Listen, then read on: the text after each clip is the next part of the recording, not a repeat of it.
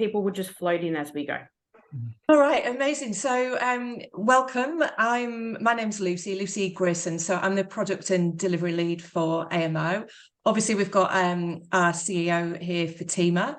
And I'm just giving Fatima's voice a little bit of a rest today, but no doubt she will say things as we progress.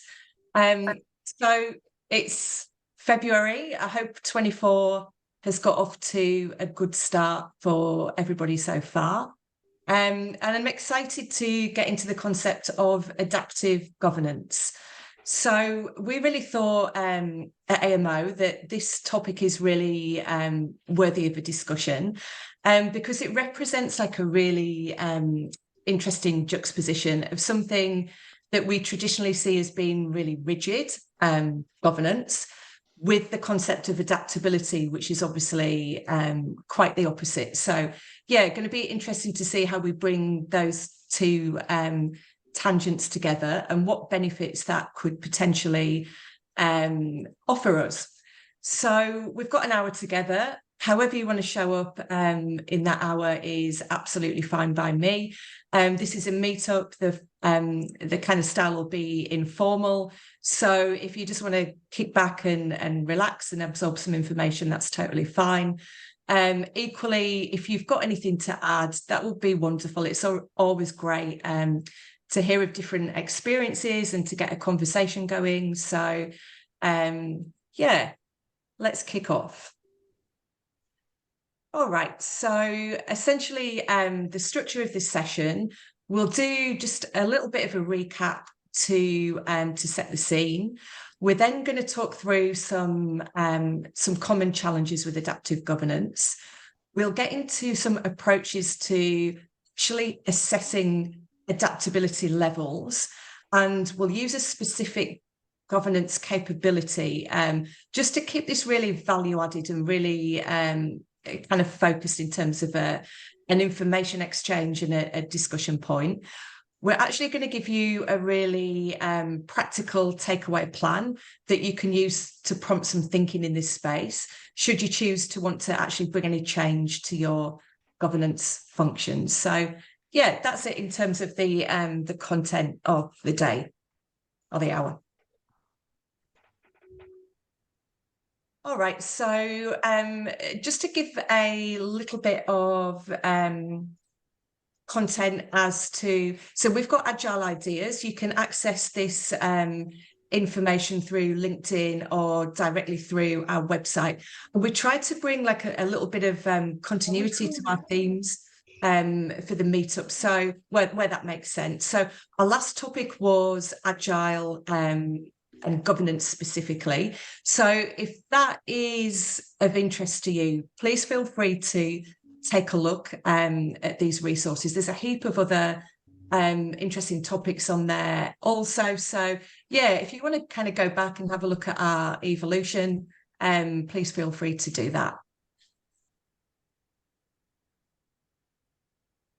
So yes, some context for AMO and adaptive thinking. So just a brief history to ground our thinking in adaptive governance.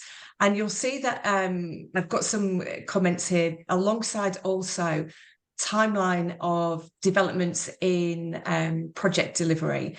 So we can see here, you know, we're going through stuff right back to 1900s. So we're then getting into Scrum, Prince 2, Agile.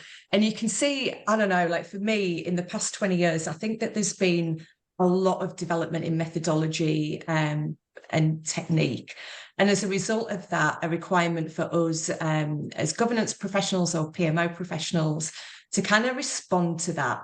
So in terms of where we are as an organisation, the reason that we started to really look at adaptive governance and also like a way of working, which we call AMO way, our AMO model, is that we started to notice that in PMO, we were almost like not keeping pace with project management. So new delivery methods were being introduced, whether it be agile, whether it be waterfall, whether it be something that's kind of a bit more of a hybrid or internal. And we just kind of felt that in the PMO space, we were seen as almost being like a bit rigid, a bit kind of lagging. And we really wanted to do something about that. So we developed the AMO model, which is a really, it's an adaptive governance model with its foundations in some really kind of core capabilities. And when we approach building adaptiveness into our governance, we kind of look at all of those capabilities and how they kind of contribute together and how they integrate into a truly adaptive model. So that's just a little bit of background as to our thinking and how we got to where we are. And it might even be that in the future, we might look to share some more about the AMO way as a model and the way that we approach our work and structure our work in this space.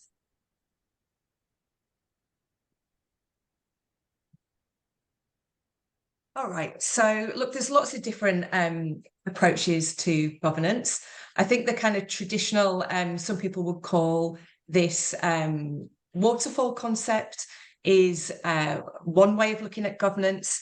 Agile, I think we all know what agile is. And, you know, some people look at a truly agile approach to governance. And then we've got an adaptive approach, which is kind of a little bit of both. So the way that we think about this is it takes almost like the best of both.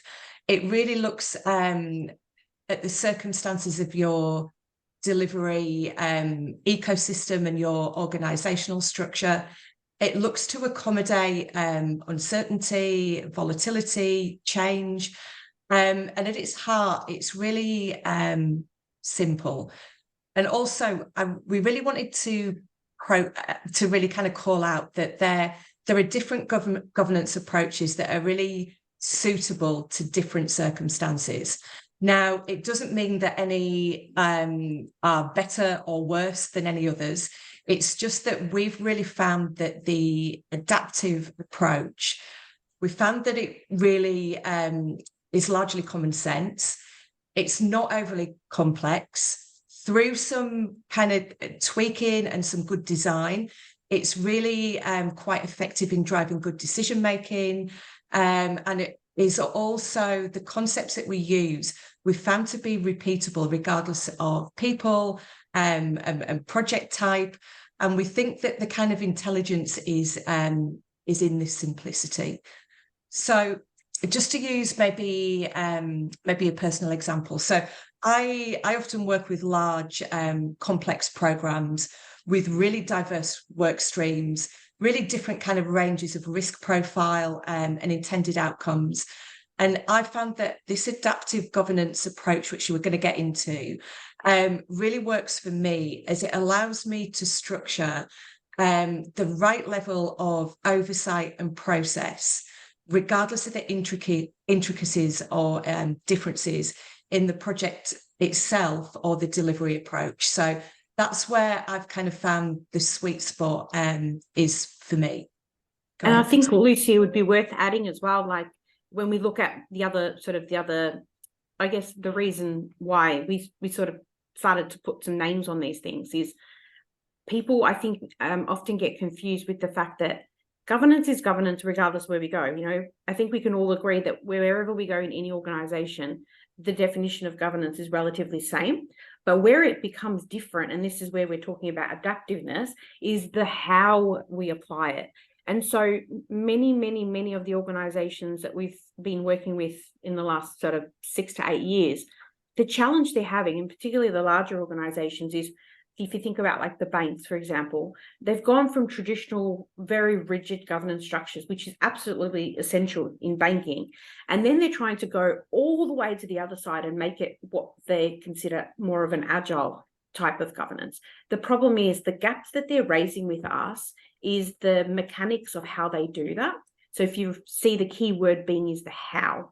So what we want to talk about today in the coming slides is we're not saying that governance is not governance, because it is.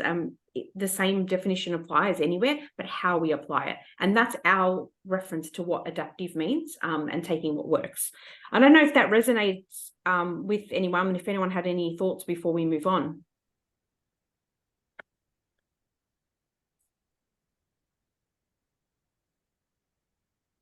All right, we'll keep going.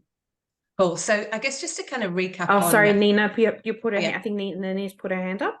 Yeah, I've got a quick question. How long roughly until like you start seeing the benefits of using adaptive governance? Yeah, so good question. So I think so what I think is that the beauty of adaptive governance is you can actually start to see benefits quite quickly. So the way that we structure integrating adaptability into governance processes is we really kind of like start small. And we really focus on what's going to give the biggest return and build metrics around that. So maybe I use an example. So if you thought about something like reporting, for instance, interestingly, often when you're looking at building in adaptability, and an example that we with a client of ours recently is that often when you're building in adaptability, you can even start by basically like reviewing and removing. So there's a real chance to kind of like eliminate waste, if that makes sense. So for instance, in a client that we worked with recently, as part of building in adaptability to their reporting and governance processes, the first kind of foundational element there was reviewing like a number of forums, seeing that we had a real kind of like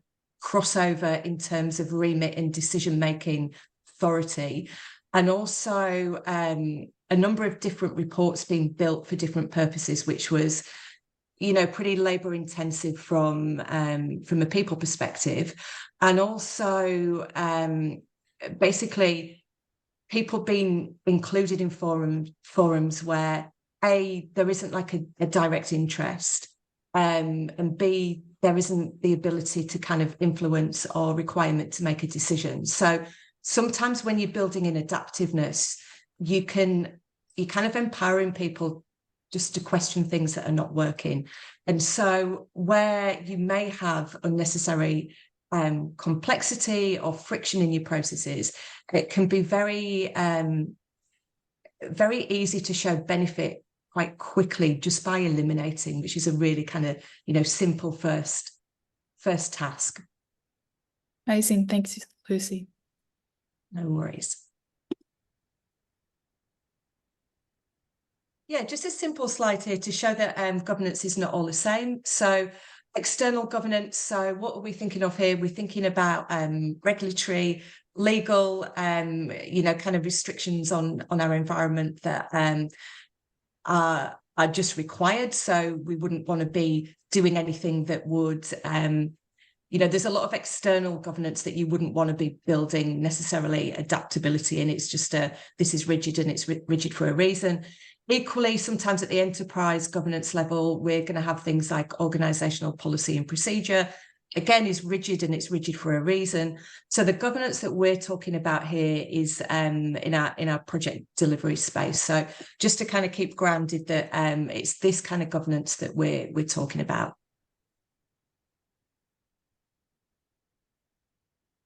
All right, so if you're intrigued with the concept of building adaptability into your governance system, from our experiences across a number of industries and a number of clients, there's a few challenges that can present, and we've just kind of grouped them here. And it's worthy of just considering that when you're going through building adaptability into your processes, you may need to put a little bit of effort into these areas to kind of dial down the impacts so that you can actually really deliver benefit and reap the rewards of any change that you're pursuing. So from a people perspective, look, when you're changing things, there can often be resistance to change. So it's worth thinking about that, and worth thinking about your strategies around dialing that down. The process, interestingly, again, we've found that when you initially go into an organization and start to look at reducing complexity and building in adaptability, it's quite common to set off on like a really simple and value-added footing, like for instance, going through processes of elimination and reducing waste. That's pretty easy to get your head around, but often you can fall into actually counterintuitively over-engineering things and actually increasing friction and complexity. So it's worth kind of considering that if you're finding new processes really difficult to explain, or you're introducing unnecessary complexity and getting pushback from that, it might be that you're on the wrong track and you haven't realised. So it's worth just really stopping and considering that. Now, from a value perspective, again, look, with any change, this is common sense, really. You need to be proving the worth of what you're doing, particularly in project delivery teams where we're often saturated with change and new process and playbooks and enterprise and compliance. So yeah, it's just really important to think about the why for the change and be really clear on how you're going to manage that. And that really helps with the behavior and, you know, getting traction and getting people to support what you're doing.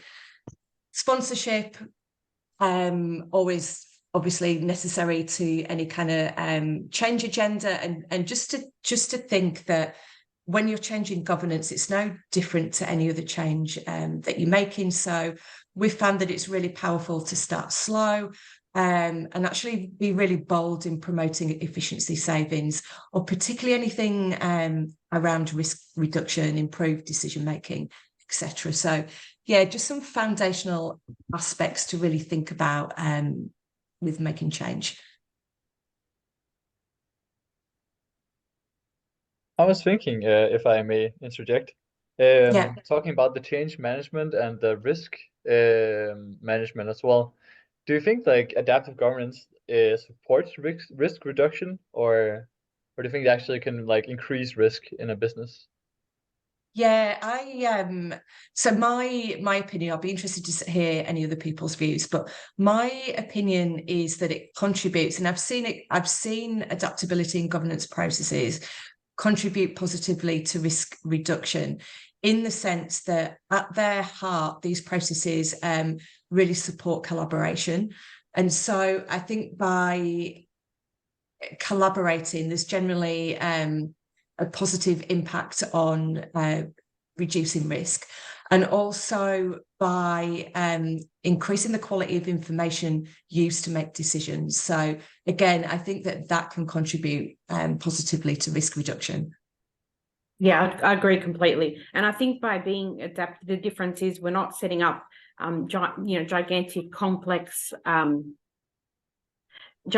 complex governance models and frameworks only to find out that they're not suitable for whether it's the portfolio, the program, the project. So the whole point of being adaptive is we might find, like in banking, some new regulations come up that need to be addressed quite quickly, and we need to get a really small close-knit team together to quickly address those, as opposed to following the traditional pathways.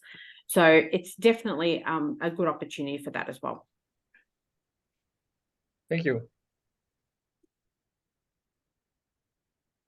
Okay, so you might recall me mentioning at the beginning of this chat that the way that we structure governance at AMO is that we actually have 10 core capabilities. So when we're looking at building adaptability into our governance processes, we find that it works really hard to kind of like segregate out these core 10 capabilities and take each one individually and look for improvements that we can make. So just to keep this really kind of useful in terms of discussing adaptability, we thought that we'd take a really specific example and something really simple that everybody can relate to. So we're going to look at a core capability of resource management. So this is our ability to manage a resource through the entire management life cycle.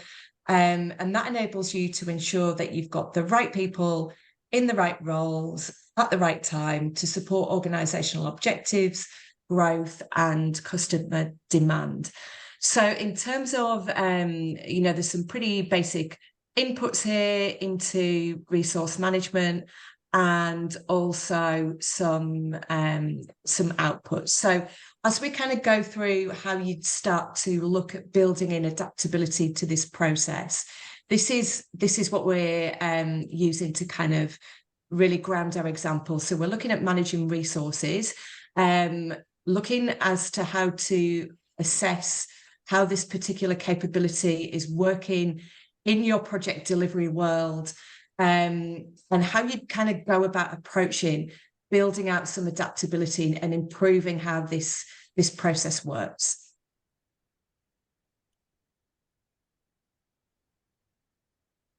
All right, so the first thing that we recommend doing is actually performing a self-assessment on the core capability.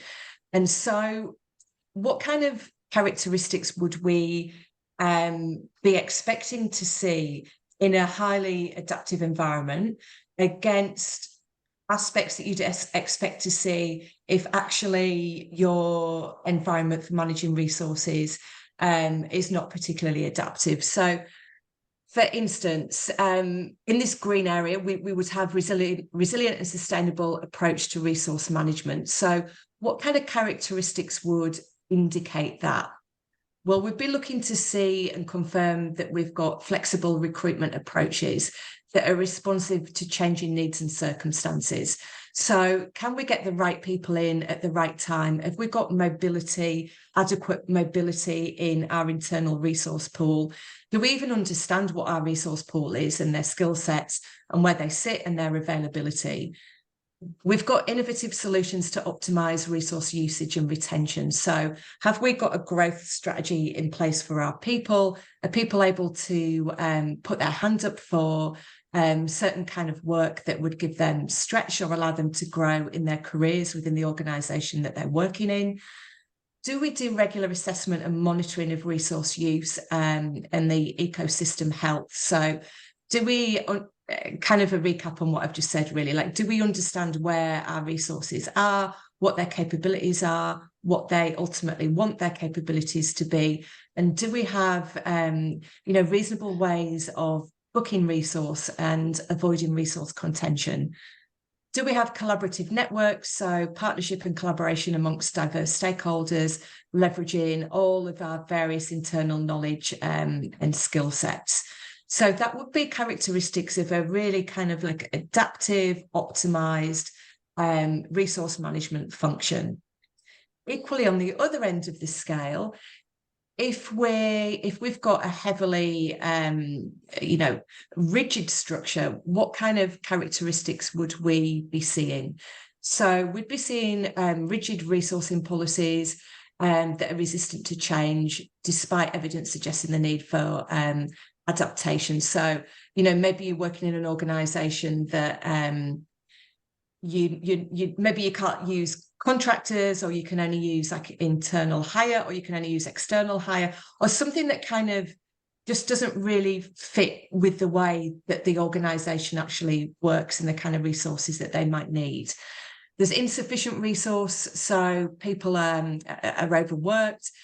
Insufficient expertise or structures to adapt to changing resource needs and circumstances. So what that means is you may have people having to perform in roles where they're just not the right fit. There's stress, there's kind of, suboptimal outcomes for the projects in the organization. You might have an absence of regular assessment monitoring, leading to poor information available for decision making.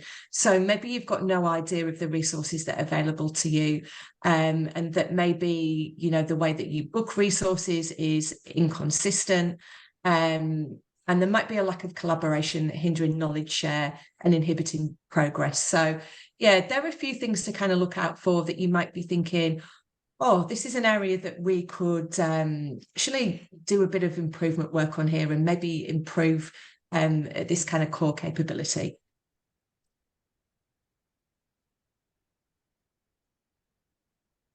All right. So how do we go about looking at the degree of adaptability? So there are some suggested parameters to operate within when you're building adaptability out into a governance capability. So, for example, in this far right column, this is an indication of areas. And you can assess this for each capability that you're looking at. But these areas are rigid for a reason. Like there's a completely valid reason that these areas are rigid and that we wouldn't want to be building adaptability. Equally, in this area here in the far left, like these are areas that are kind of like low risk and probably high benefit. So let's have a look at these kind of ideas. And we can, pretty confidently go ahead and look at the value of making change here, and start to build in adaptability in these sections. And then here, look, some, professional judgment. So adapt cautiously. So maybe let's just go ahead through for some examples for where we would suggest go ahead and start to look at opportunity for improvement in this area. So introducing a persistent team model. That's something that I think we would have all experienced. It's building up a team of, highly people that maybe kind of work well together, have got some core skill sets that you can actually use across similar projects within the organization, and start to build out this persistent team model. So people that can be called on relatively easily without too much kind of startup time, that can move around and help with innovation and change within your organization. That's something that you could do quite simply.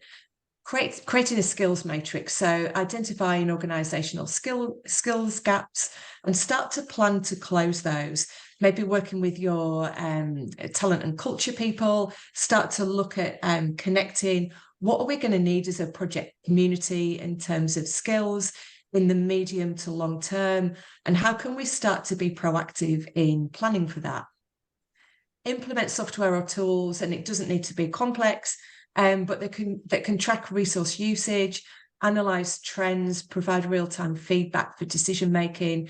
So this is just about actually planning for the resources that you need, giving teams, particularly if you're working with operational teams, giving people the appropriate kind of time to look at the teams that they manage, the growth opportunities for people, and be able to kind of create backfill response plans should that be needed, and also maybe to get on the front foot. So if I know that I need a resource set that is quite difficult to get hold of, what does my pathway look like? Do I actually need to advertise for somebody, for a longer time frame than maybe usual? So just to start to really think about that, and to pilot new ideas for resource management and look to scale success.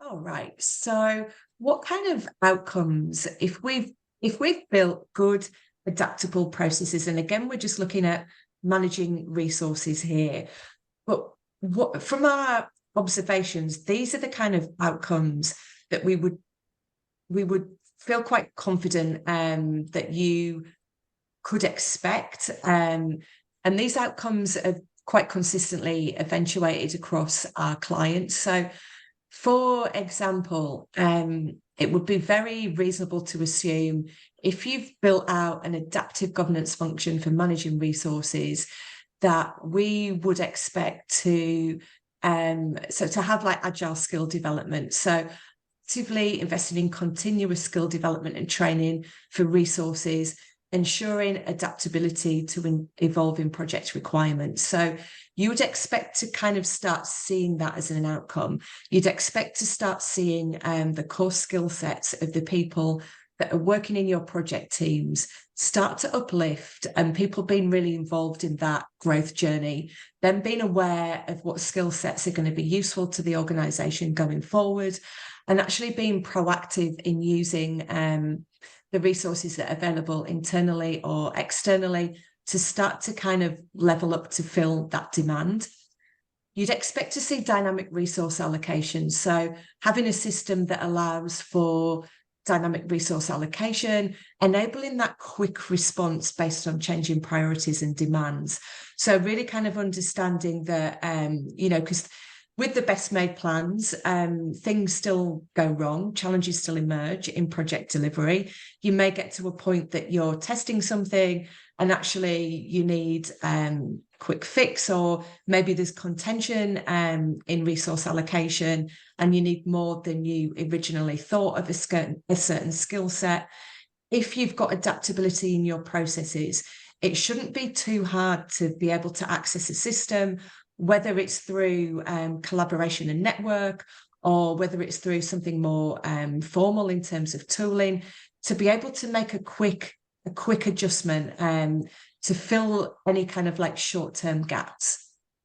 And also proactive succession planning. So implementing proactive succession planning, ensuring a pipeline of qualified individuals for key roles, and really promoting organizational growth. Like, yeah, you would start to kind of see that for individuals to own that partnership with talent and culture, that partnership with, people leaders within the organization. Conversely, if we're in an environment where we know that we've got really low levels of adaptability, what kind of outcomes would we be expecting there? Look, a really obvious one that we've experienced is high turnover rates. So if there's really frequent turnover of resources, this could really indicate challenges in retaining the right people. Obviously, that impacts project stability. And, there's lots of reasons kind of underlying that. But if you're just looking at frequent turnover and you're not experiencing any kind of growth or learning from that could be a bit of a red flag in terms of your level of adaptability within your resource management processes. Skills match. So if you've got persistent issues with assigning resources with inadequate skills, look, that's not great for the people that are in that situation. And also, it's not good for organisational objectives, and usually indicates that you might be potentially going to have some impact on your project success. Either the person that's in that position may have to work really, really hard for longer hours, or it might just push your timelines out, or it might be like a cause of frustration within the project team. So yeah, another kind of red flag. And again, it's more that, are you aware of that? And what are you doing to kind of, if that's a repeated issue within projects, what are we doing and what are we taking responsibility for to kind of dial that down and support that and change that in the longer term? Inflexible resource allocation. So if resource allocation is rigid and it doesn't allow for quick adjustment based on changing demands, this could lead to inefficiencies and missed opportunities. So I'm sure lots of us have worked on projects where there's inflexibility within resource management. So that might be that, say somebody's gone on sick, for instance, with a skill set that is really in demand, but maybe your resourcing policy means that every role's got to stay open for 3 months before it can be backfilled. Now, in an operational team, potentially that could be managed if there is enough kind of like fill and support within the team. Usually within a project environment, that means that your project's stopping and there's impact on downstream on your project overall. So again, if you constantly kind of come into this rigidity and you're not giving the flexibility to be autonomous and creative in solutions, again, that could be an expected outcome for maintaining the status quo in terms of red flags. We talked earlier about different aspects of governance that are more ripe for adaptability. I was thinking, do you see adaptability as like a spectrum of amount of adaptability, or more like a switch, like this is adaptable or this is conventional governance? Yeah, look, I'd be interested to see what anybody else thinks about that.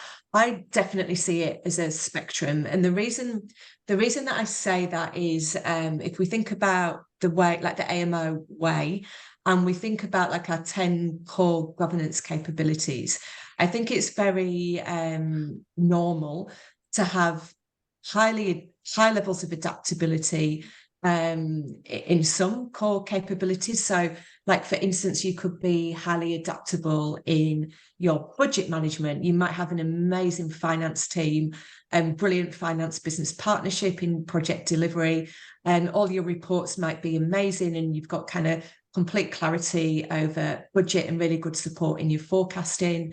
Whereas conversely, you may have a really rigid kind of governance and reporting structure. So, for instance, you could have lots of forums. Some of them may or may not make any sense. It might be really difficult for you to influence that. You might have stakeholders that demand ingestion and kind of like consumption of information in certain ways, and you may have very little ability to influence that to kind of organizational level. So I often think of this visually in my mind as a bit of a traffic light system across those core capabilities. Yeah, that makes a lot of sense. Thank you. I see the similarity that I was saying.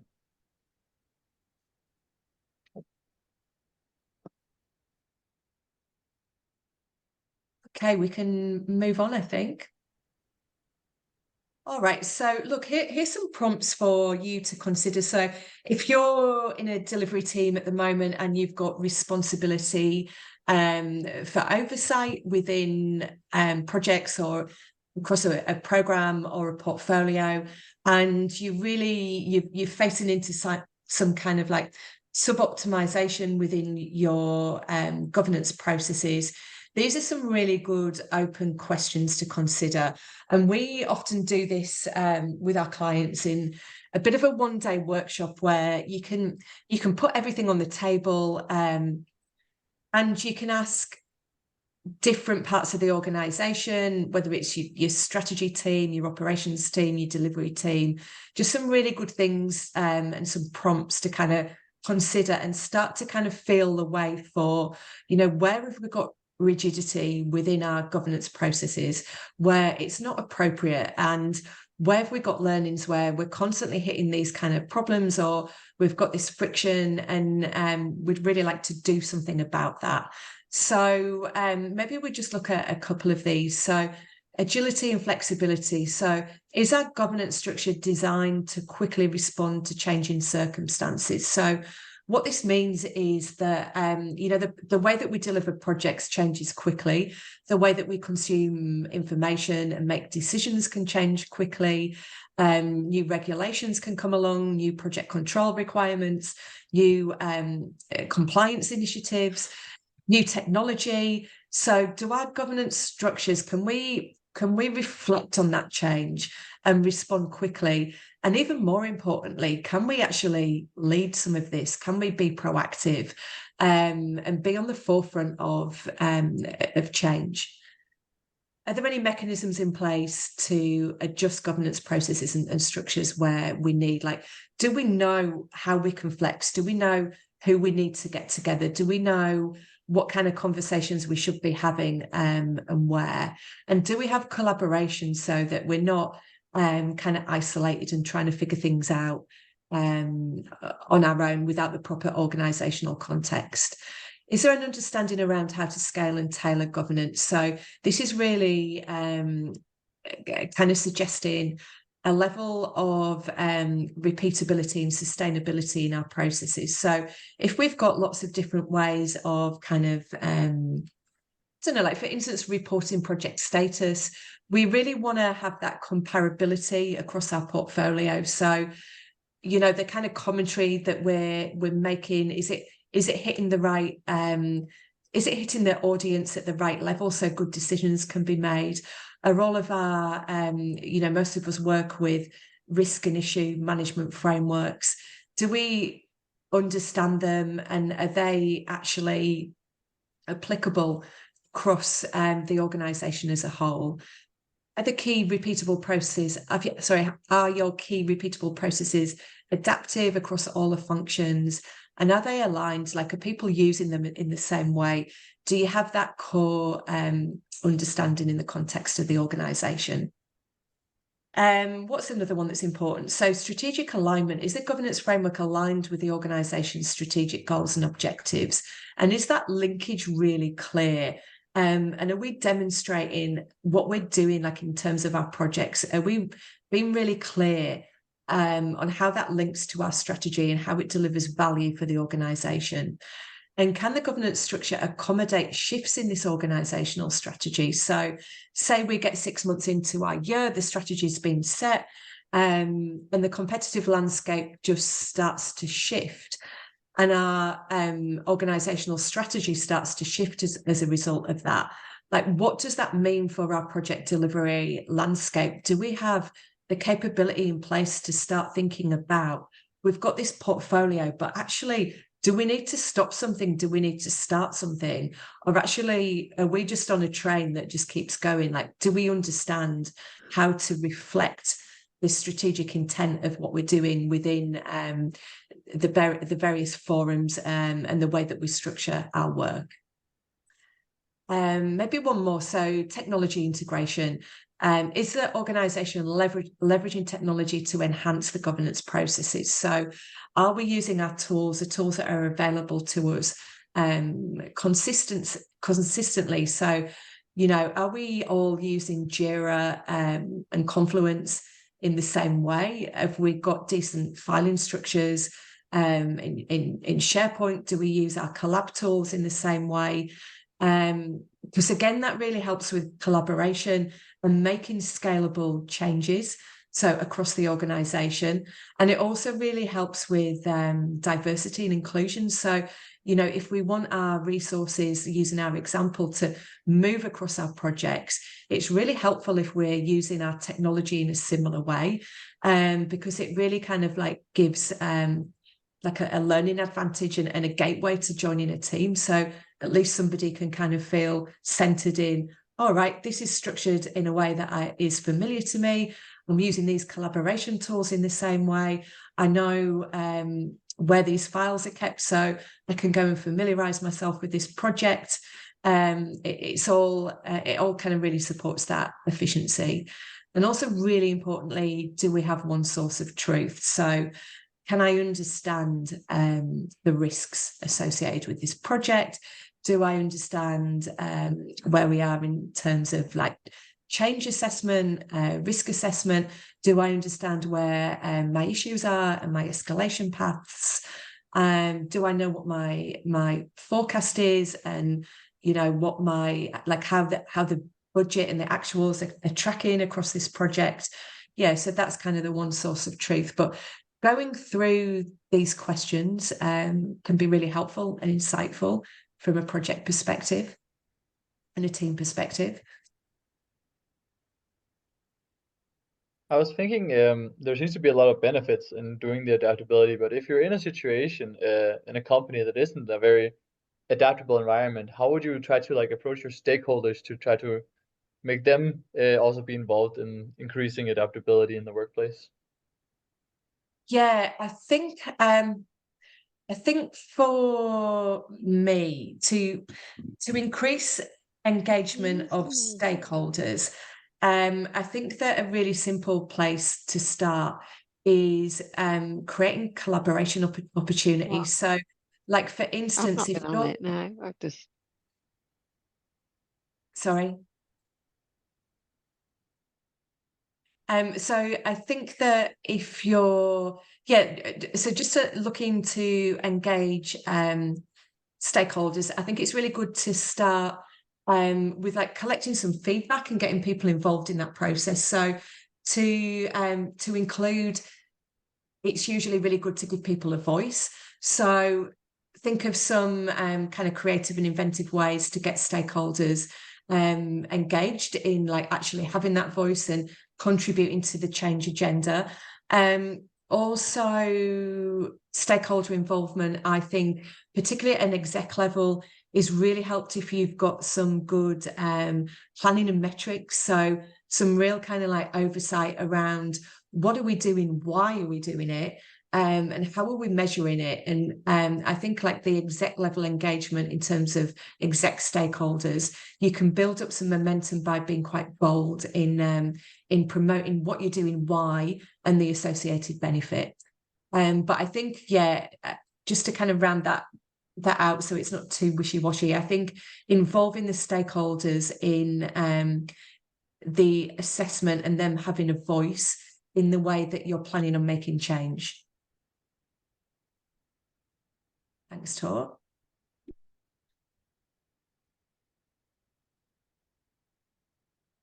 All right, so this is a bit of a 10-point plan that basically we use, and we use this at like a core capability level. And this is a process that we feel has been really helpful for us from a client perspective. So in terms of, we would take a capability, so resource management, and this is the approach that we'd kind of go through to look at where are we, what's our vision, what kind of support do we need, what kind of gaps have we got in terms of education and training, what does the plan look like, and what can we start to do to get some runs on the board and show our capability in this space. We look at what does adaptive governance look like in terms of this capability? How do we get really good collaboration, metrics? I've said this a few times, really, really important for measuring value. Like nobody wants to be working on anything, particularly in project delivery where we're really kind of like saturated by change. So no one wants to be working on anything where it might be perceived as being a change for change's sake. So be really clear on why you're making change and the value.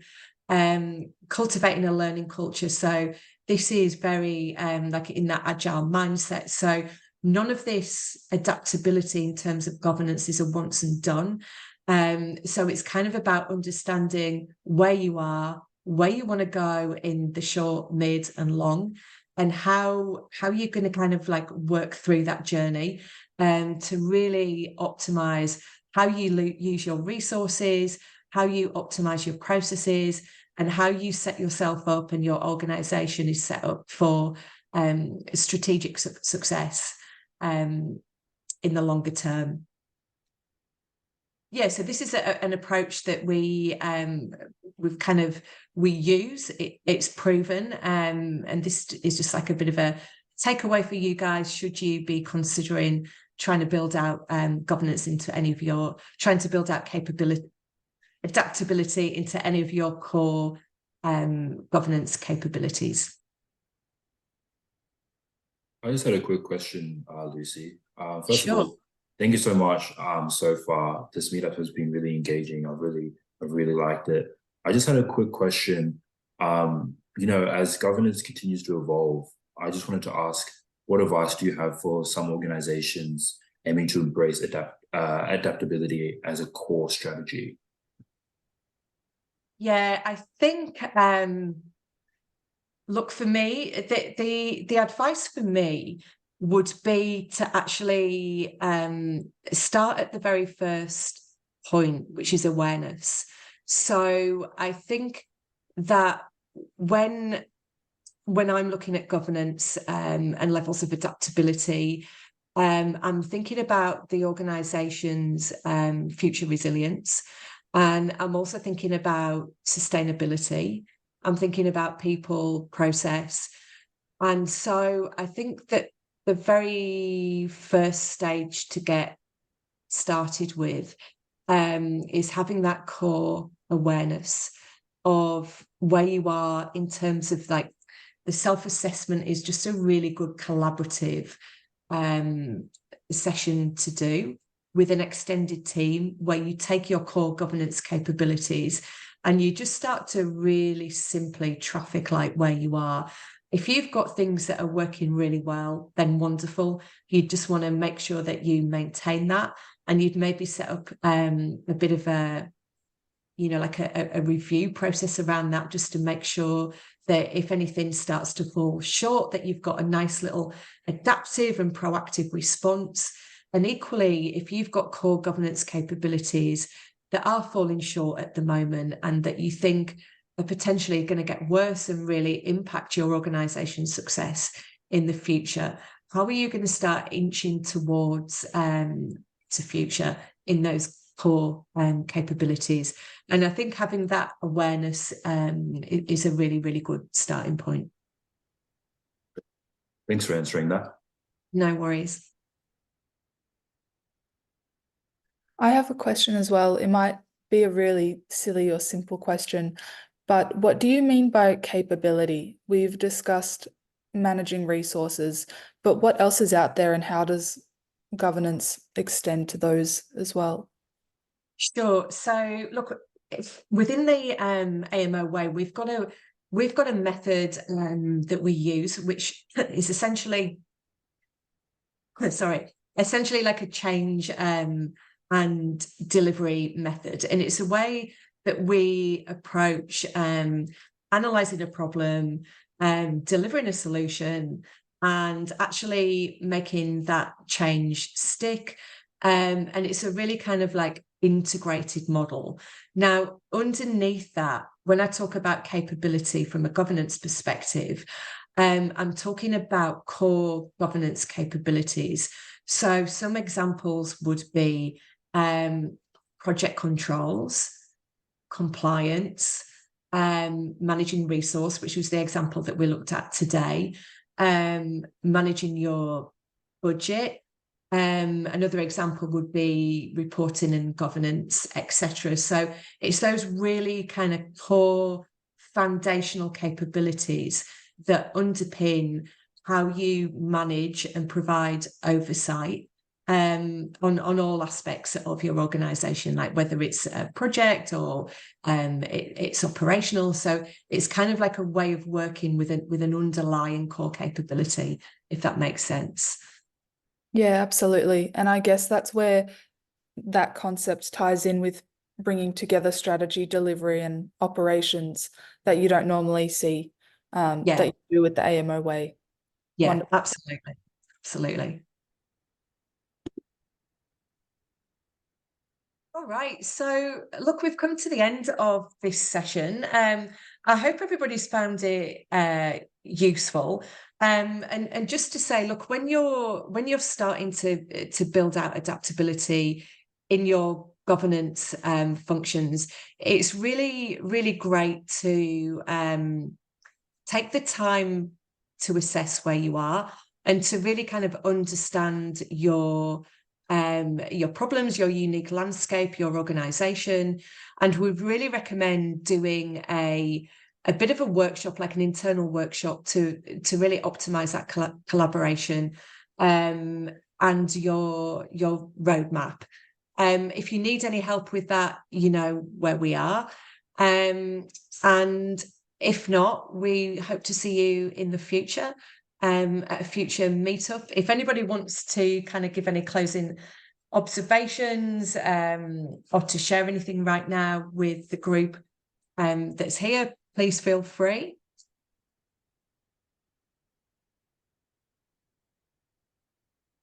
Otherwise, we hope that you have a great rest of the week, a great rest of Monday, and we'll see you next time. Thanks so much. Thank you. It's good. Thank you. Thanks, Lucy. Thank you so much, Lucy. No worries. Bye-bye.